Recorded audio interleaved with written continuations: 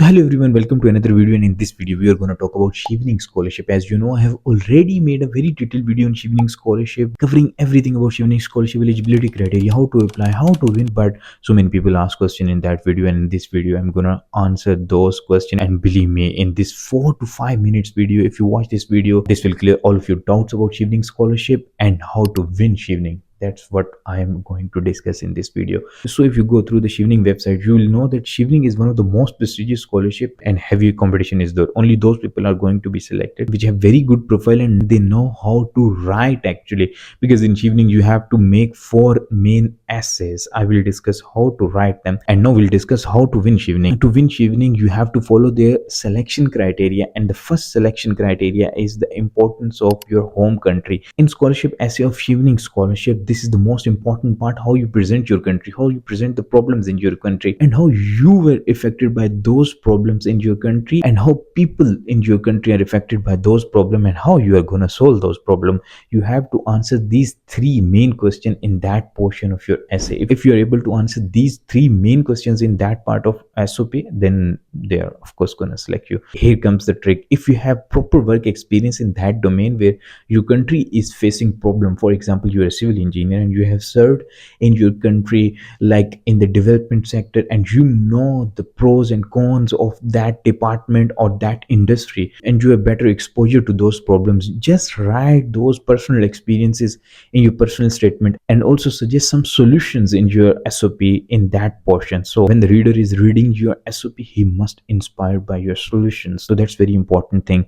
Then comes your academic profile. Academic profile is very important for Chevening. For example, if you have low CGPA, then it doesn't matter. The pass is passed. Now you cannot go to pass and make your CGPA better. You have to work now on your SOP, on your letter of recommendations, and of course in Chevening you have to apply as soon as possible. You have to get acceptance letter from university first. You can apply without acceptance letter, but applying without acceptance letter has less chances of getting selected. On the other hand, imagine a student who applied with an acceptance letter from Imperial College, Oxford, Cambridge. So if you have very good profile, consider these top universities. This will increase your chances of getting selected. It depends on so many things. It also depends on the fields, because they have limited number of scholarships in specific fields, but mostly the people studying in top universities of UK will be preferred. So in my previous video I discussed the strategy in which universities you should apply and where you have higher chances of getting Chevening Scholarship. So must watch that video too. And now if we consider the second most important point for Chevening Scholarship, is your leadership skill, because Chevening is based on leadership skills and management skill. For example, you were working in your home country and you have led any project related to the problem that your country is facing or anything like that. Even you have not led any project, but you led your FIP group or something like that.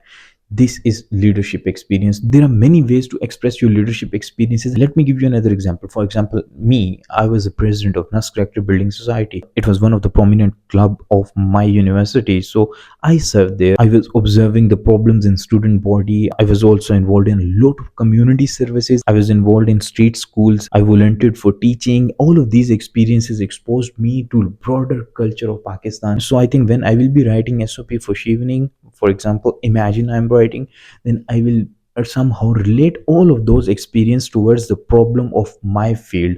For example, I'm a civil engineer, I will relate everything to development or infrastructure or water, something like that, the program that I'm applying. And if you see the third most important point of Chevening Scholarship, it's the program that you apply. That program must be relevant to your academic experiences, your previous degrees, and also your professional work experience. You cannot apply in a program of mechanical engineering or something like that if you have a work experience in civil engineering or something like that.